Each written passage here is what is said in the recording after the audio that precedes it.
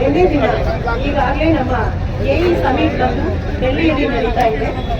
So ಹಲವಾರು ರಾಜ್ಯದಿಂದ ದೇಶದಿಂದ ಆ ಎಇ ಸಮಿಟ್ ಬಂದು ತುಂಬಾ ಚೆನ್ನಾಗಿ ಅರ್ಥಪೂರ್ವಕವಾಗಿ ಒಂದು ನಮ್ಮ ಒಂದು ಕಂಟ್ರಿ ಭಾರತದಲ್ಲಿ ನಡೀತಾ ಇದೆ.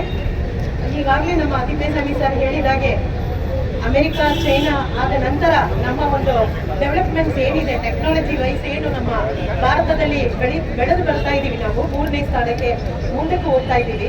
ಆದರೆ ಈ ವಿರೋಧ ಪಕ್ಷವಾಗಿ ಕಾಂಗ್ರೆಸ್ ಇಲ್ಲಿ ಕಾಂಗ್ರೆಸ್ ಸರ್ಕಾರ ನಡೀತಿದೆ, ಅಲ್ಲಿ ವಿರೋಧ ಪಕ್ಷವಾಗಿ ಡೆಲ್ಲಿಯಲ್ಲಿ ಕಾಂಗ್ರೆಸ್ ಅವರು ಇದ್ದಾರೆ. ಆದರೆ ಅವರ ಒಂದು ಕೆಲಸ ಯಾವ ರೀತಿ ಇದೆ ಅಂತಂದ್ರೆ, ಅಲ್ಲಿ ನಡೀತಿರೋ ಎಇ ಸಮಿಟ್ಗೆ ಅವರು ಕಾಂಗ್ರೆಸ್ ಅವರು ಹೆಂಗ್ ಹೋಗಿದ್ದಾರೆ ಅಂದ್ರೆ, ಆ ರಿಜಿಸ್ಟ್ರೇಷನ್ ಮಾಡ್ಕೊಂಡೇ ಒಳಗೆ ಹೋಗಿದ್ದಾರೆ. ರಿಜಿಸ್ಟ್ರೇಷನ್ ಮಾಡ್ಕೊಂಡು ಒಳಗೆ ಹೋಗಿ ಅಲ್ಲಿ ಈ ತರ ಒಂದು ಪ್ರೊಟೆಸ್ಟ್ ನ ಅಲ್ಲಿ ಒಂದು ವಿರೋಧವನ್ನ ವ್ಯಕ್ತಪಡಿಸಿದ್ದಾರೆ.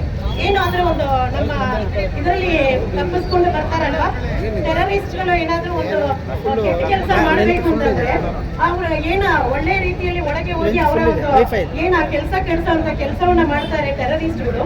ಆ ತರ ಇವರು ಅಲ್ಲಿ ಎಲ್ಲ ಒಳ್ಳೆ ತನದಲ್ಲಿ ಒಳಗೆ ಹೋಗಿ ರಿಜಿಸ್ಟ್ರೇಷನ್ ಮಾಡ್ಕೊಂಡು ಒಳಗೆ ಹೋಗಿ ಅಲ್ಲಿ ಹೋಗಿ ವಿರೋಧವನ್ನ ವ್ಯಕ್ತಪಡಿಸಿ ನಮ್ಮ ಭಾರತ ದೇಶಕ್ಕೆ ಒಂದು ದೊಡ್ಡ ಅವಮಾನವನ್ನ ಧಕ್ಕೆಯನ್ನ ತಂದಿದ್ದಾರೆ. ಇದನ್ನ ನಮ್ಮ ಜನತಾದಳ ಪಕ್ಷದಿಂದ ಯಾವತ್ತೂ ನಮ್ಮ ಜನರ ಪರವಾಗಿ ಏನಾದ್ರೂ ಒಂದು ಅನ್ಯಾಯ ಆದಾಗ ಅವ್ರ ಪರವಾಗಿ ಧ್ವನಿ ಎತ್ತುತ್ತೀವಿ.